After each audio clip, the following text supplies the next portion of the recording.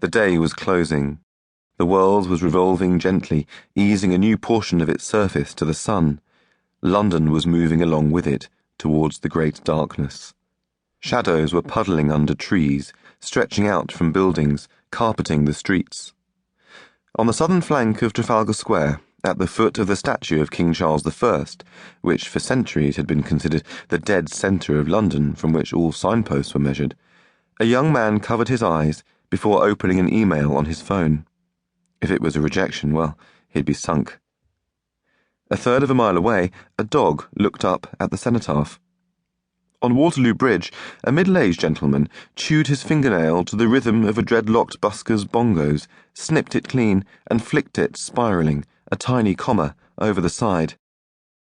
A woman from Leeds, struggling with a broken high heel, was late for a trip on the London Eye that was paid for by her clients, and arrived to see familiar faces looking at her from the oval capsule as it arced away into the gloaming.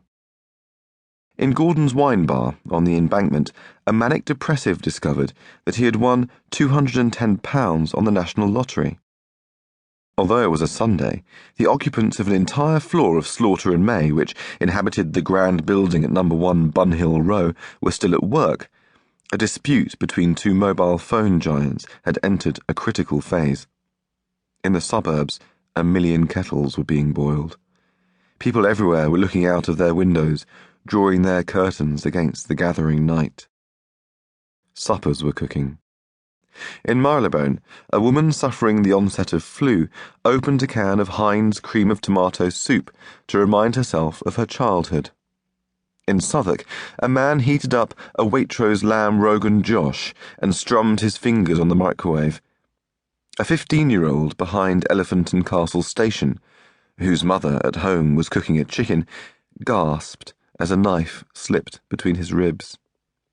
A child fell over, the pause before the howl. In St. Wilfrid's residential home, Chelsea, an old lady who had worked as a codebreaker during the war let out her final breath.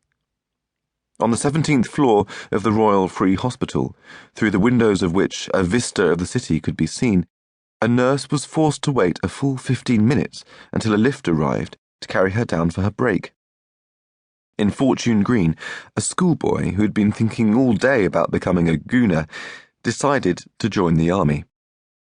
An estate agent arrived home to an empty house. His broadband, for some reason, was down. The Prime Minister misbuttoned his coat. A baby began life in a taxi on the Gold Hawk Road. A chicken nugget fell to the ground.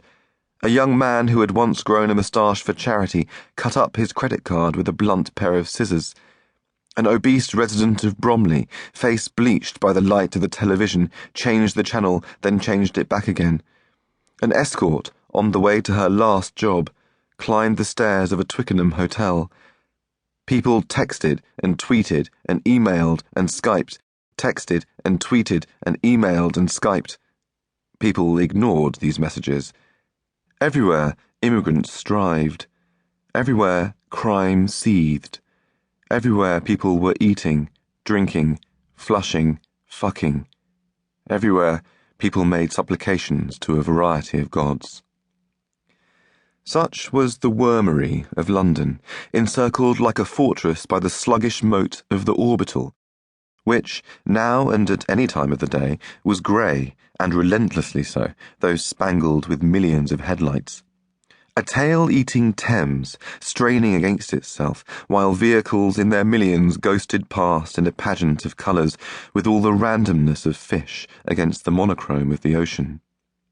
The M25 had no beginning, no end, and did not go anywhere but back eventually where it was. This was an environment one would endure to reach one's destination quickly, nothing more. Land for passing through. A dream which, upon awakening, could only be remembered in fragments, each identical to the others, and all so unremarkable that they were soon forgotten. The London orbital, although scoring through 117 miles of Britain, lay on the surface of the earth like a snakeskin, as if one day it might be scraped up and discarded. But, as the sun turned copper, the traffic began to slow. Drivers, squeezing their brakes, created scarlet constellations.